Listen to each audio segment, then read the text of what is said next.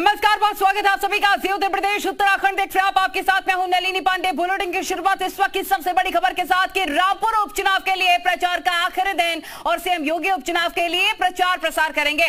रामपुर लोकसभा उपचुनाव के लिए प्रचार प्रसार सुबह 11 बजे का वक्त रखा गया है, जब बिलासपुर में जनसभा को संबोधित करेंगे। इसके साथ ही दोपहर 12:15 बजे मिलक में जनसभा को संबोधित करेंगे। बीजेपी प्रत्याशी घनश्याम लोधी के पक्ष में प्रचार प्रसार करने के लिए सीएम योगी आदित्यनाथ पहुंचेंगे। बड़ी खबर आपको बता रहे हैं, रामपुर उपचुनाव के लिहाज से जुड़ी हुई बड़ी खबर कि प्रचार प्रसार का आज लास्ट डे है, आज आखिरी दिन है और आज ही मुकाबला होगा, वार पलटवार होगा, बयानबाजी का दौर चलेगा क्योंकि आज है चुनाव प्रचार का आखिरी दिन। सीएम योगी आदित्यनाथ उपचुनाव के लिए प्रचार प्रसार करेंगे, साथ ही बीजेपी प्रत्याशी के पक्ष में वोट की अपील करेंगे।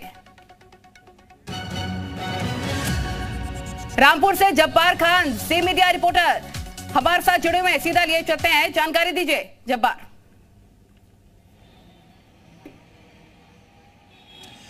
देखिए, अब से कुछ घंटों के बाद में रामपुर में उपचुनाव को लेकर के जो गहमा गहमी दिख रही है वो खत्म हो जाएगी। मैं इस वक्त रामपुर के रेलवे स्टेशन पर हूं और यहां पर कुछ लोगों से बात करने की कोशिश भी करूंगा, समझने की कोशिश भी करूंगा कि आखिर इस बार आजम खान की सीट छोड़ने के बाद में क्या स्थिति है। क्या भारतीय जनता पार्टी अपने कैंडिडेट को जिताने में कामयाब हो पाएगी या फिर समाजवादी पार्टी के आसिम रजा को जीत मिलेगी, क्योंकि इस इलाके की जीत को समाजवादी पार्टी या फिर यूं कहें कि आजम खान ने अपनी अना का मसला बना रखा है, तो दूसरी तरफ भारतीय जनता पार्टी ने करीब दर्जन भर से ज्यादा मंत्रियों को यहाँ पर रामपुर में उतार रखा है। और ऐसे में यहाँ के लोग क्या सोचते हैं, यहाँ की जनता क्या कहती है, कुछ लोगों से समझने की कोशिश करते हैं। कुछ दुकानें यहाँ पर है, उनके पास में चल करके समझने की कोशिश करते हैं। क्या कहेंगे आप लोग? अब उपचुनाव होने जा रहा है, 23 तारीख को आप लोग वोट डालेंगे, बदलाव देख रहे हैं या फिर पहले जैसे था वैसे ही रहना चाहते हैं? जैसे पहले था वैसा ही रहेगा, जहाँ तक मेरा आइडिया है। क्यों, इसके पीछे की वजह? क्योंकि पहले भी आजम खान मंत्री जी उन्होंने काफी विकास कराया जब उनकी सरकार थी। आगे सरकार काम, इस बार आजम खान तो नहीं है, आसिम रजा है, तो वो पार्टी के साथ में तो हो जी। आप सहमत हैं आप लोग कि जो पहले जैसे था वैसे ही स्थिति रहेगी या बदलाव होना चाहिए? वो जो जैसा करेगा अच्छे के लिए करेगा, अच्छी बात है तो कोशिश तो जारी है वैसे फिलहाल। बीजेपी और समाजवादी पार्टी आपने सामने है, दोनों बेहतर लग रही है, कोई एक ज्यादा बेहतर आपको लग रही है? बेहतर इस टाइम ये स्थिति जिसमें से कि आपने देखा कि कुछ युवाओं ने भी अपनी बात रखी, लेकिन और कुछ दूसरे लोग क्या सोचते हैं, कुछ युवा क्या सोचते हैं? आप लोग यहाँ से हैं, रामपुर से हैं, अब से कुछ घंटों के बाद में चुनाव प्रचार खत्म होने जा रहा है। बदलाव चाहते हैं? आजम खान की सीट जो खाली हुई, उपचुनाव हो रहा है लोकसभा का, या बदलाव नहीं चाहते हैं? बदलाव नहीं चाहते। क्यों, इसके पीछे कोई वजह? आजम खान बहुत बेहतर है रामपुर के लिए।